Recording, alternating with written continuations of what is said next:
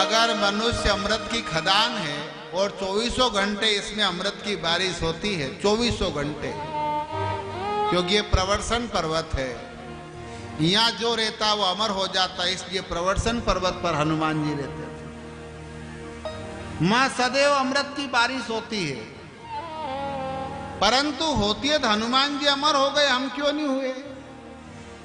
तो ये याद रखना, सुमरण करोगे तो, और सुमरण का अर्थ समझे, मरण तो सबका होता है, कुत्ते का भी नहीं, तुम्हारा भी नहीं, मेरा भी होगा। जैसे कन्या तो जो पैदा होती लड़की उसको बोलते ही हैं, पर सुकन्या किसको बोलते? पुत्र तो जो औलाद पैदा होती है, भले बाप ने बूट मारे विने भी के, अरे बेटो वही ने बाप ने मारी, पर सुपुत्र किसको बोलते? तो पुत्र और सुपुत्र, कन्या और सुकन्या, स्वागत और सुस्वागतम, ऐसे ही मरण में जोड़ दो सु, तो पुत्र की जगह सुपुत्र, कन्या की जगह सुकन्या, ऐसे मरण की जगह सुमरण। ये किसी श्रेष्ठ मृत्यु का नाम है। मरने से पहले जो मर जाए उसका नाम है सुमरण।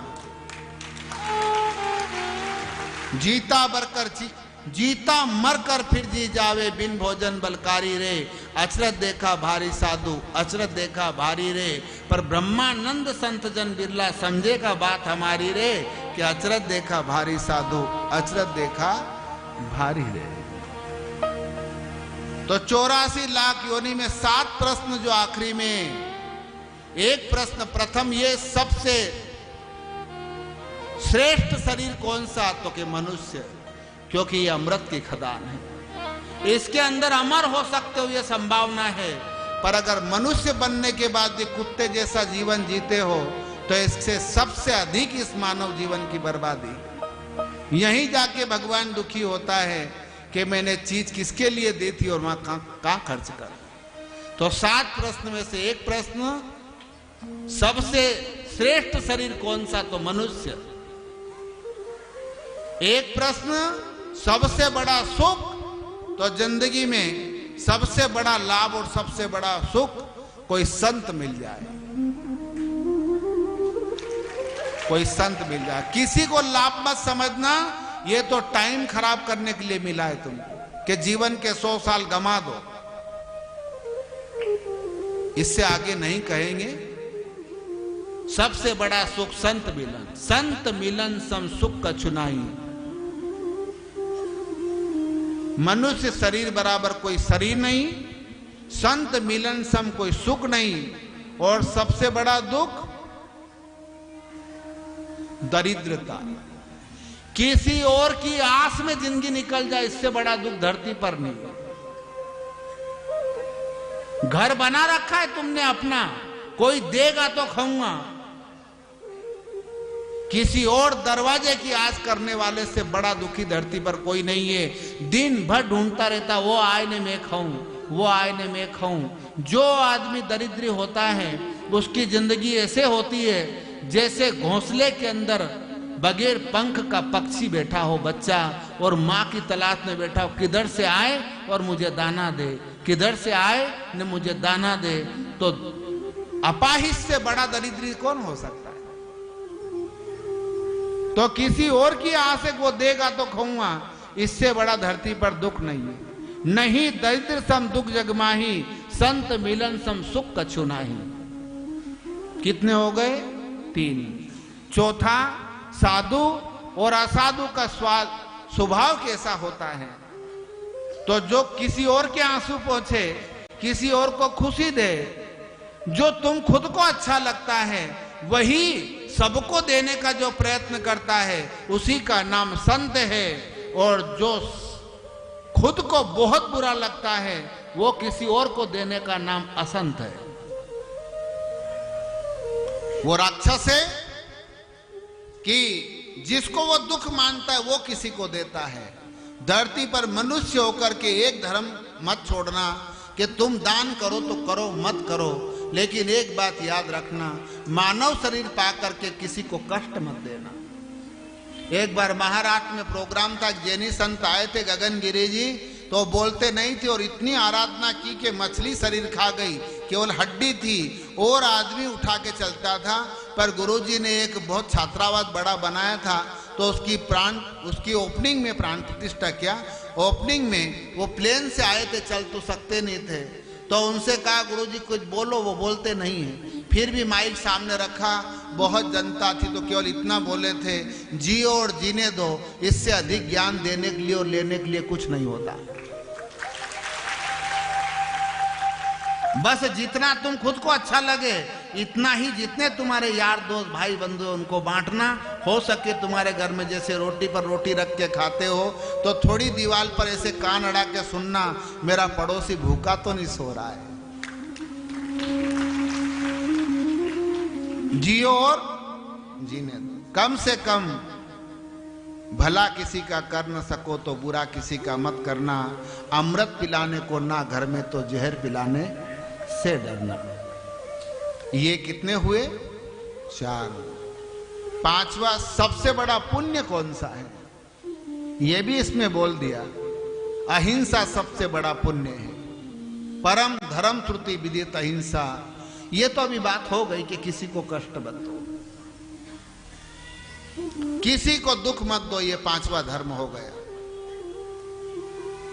6ठा सबसे बड़ा पाप कौन सा? तो कि पर निंदा सम अग्न करीसा, किसी की बुराई नहीं करना।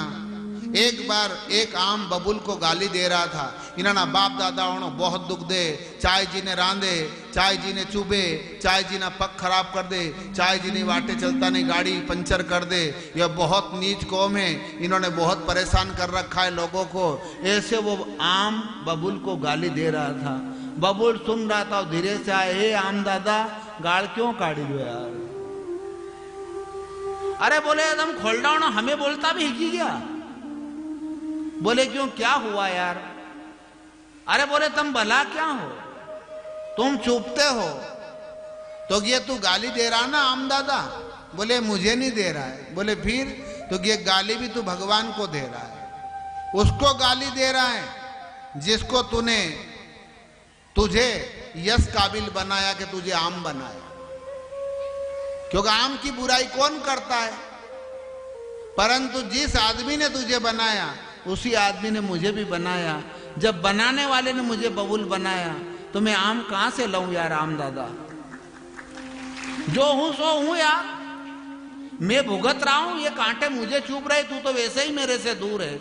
अच्छा बताओ, कोई शराब पी करके वो बर्बाद हो रहा है, तुमको कर रहा है, तुमको इतना बुरा क्यों लगता है? बोल दो भाई के नाते, भाई पिया मत कर, पर फिर भी पीता है तो वो बर्बाद हो रहा है, तुम हो रहे हो। तो कि निंदा मत, गाड़ क्यों काढ़ी रहे यार?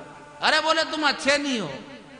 बोले देख रहे मैं अच्छा हूं या बुरा, जो भी हूं ठीक हूं, पर तू गाली मत दे। बोले क्यों? बोले तेरा गाली देने का अधिकार नहीं, तेरे ऊपर भी मेरा एहसान है। तो आम ना कान ऊंचा गया, कई एहसान है रे, कई है रे। हम जिंदगी भर लोगों ना पेट भराए, रस दाए रस, और तू कांटे देता है। बोले देख रे आंबे, मैं बम्बुल नहीं होता नहीं तो तू भी नहीं होता। बोले क्यों? तो जब इतरो बड़ो तो नहीं तो बकराती हूं, पिट्ठी लड़ी होगी। एक बार कुमार विश्वास से किसी ने पूछा कि क्रांति वीरों में 2 प्रकार के लोग थे, कोई ठंडे खून के भी थे, कोई गर्म खून के भी थे, तासीर होती है सबकी। तो बताओ तुमको गांधीवाद अच्छा लगता है कि सुखदेव भगत सिंह का सिद्धांत अच्छा लगता है? बोले मुझे दोनों का अच्छा लगता है। बोले नहीं फिर भी तो बोलो। तो भले ही मैं बोल दूं महात्मा गांधी का सिद्धांत अच्छा लगता है, लेकिन महात्मा गांधी अच्छे जरूर थे, पर यह भी याद रखना कि महात्मा गांधी भगत सिंह सुखदेव के कारण थे, ये तो उससे पहले ही निपटा देते। कभी मत सोचना कि अच्छे लोग अच्छे कोई अच्छी औरत कोई घूमे उठा जाएंगे, कोई लुच्चे के डर से डरते कि अगर हाथ लगाड़ी तो फाड़ी नहीं फेंकी दूंगा, तो हाथ ने लगाड़ी। जब बाली को मारा ना राम ने तो पूरी पंपापुर की जनता रोने लगी, ऐसे छाती कूटे यूं, ओरे बाप रे अब हमारो कहीं वेगा, ओरे पूरी पंपापुर राम दंग रह गए। क्यों, क्या हुआ? बोले तुमने बहुत बड़ा पाप किया है राम। बोले क्या किया? बोले इसको क्यों मारा? बोले अच्छा था। बोले अच्छा नहीं, बहुत अच्छा था। बोले इसकी अच्छाई बताओ।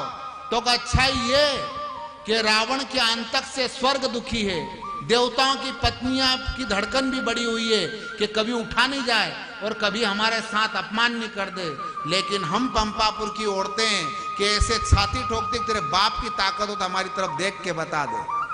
क्योंकि बाली ने चैलेंज किया था कि रावण दादागिरी करे, जितनी करे कर लेना, पर पंपापुर की सरहद में पांव रखा तो पांव काट दूंगा, न आंख से देखा तो आंख निकाल दूंगा, और उंगली की तो 20 हाथों की उंगली काट दूंगा। जितनी करना है दादागिरी। तो रावण लंका में आके पंपापुर की सरहद में फड़कता नहीं था, स्वर्ग में जाकर देवताओं को गाली दी, अयोध्या वाले की सीता उठा गए, लेकिन पंपापुर में देखा रावण पांव रखी दे। तो ऐसे बाली के कारण पंपापुर थी, नहीं तो फुलडा ने कौन उगड़वा। इसलिए भगवान को अगर कोई शिकायत नहीं मेरे भाई और बहनों, तो तुमको और हमको क्यों शिकायत है? इसलिए भगवान करे सब फूले फले, जिसका कर रहा जिसका किया वो भुगते। तो निंदा किसी की नहीं करना, पर फिर भी कोई निंदा करता है तो निंदा उनकी तो मत करना जो निंदा के पात्र नहीं है। तो गुरु की निंदा करने वाला मेंढक होता है, ब्राह्मण की निंदा करने वाला कौवा होता है, संत की निंदा करने वाला उल्लू होता है, और इन सब की अर्थात वेद पुराण और संत गुरु और ब्राह्मण की निंदा करने वाला चमगादड़ होता है, ऐसा उसमें लिखा।